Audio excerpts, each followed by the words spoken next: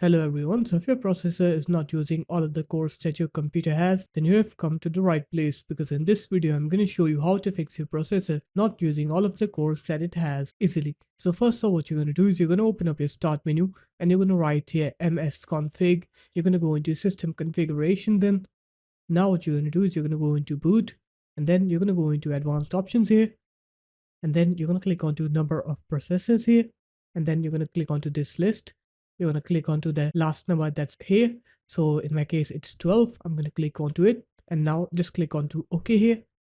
After that, what you're going to do is you can also go into services and then click onto hide all Microsoft services. And now what you're going to do is you're just going to click onto disable all, and that will disable all of the third-party services that are running on your computer. It will make your computer significantly faster.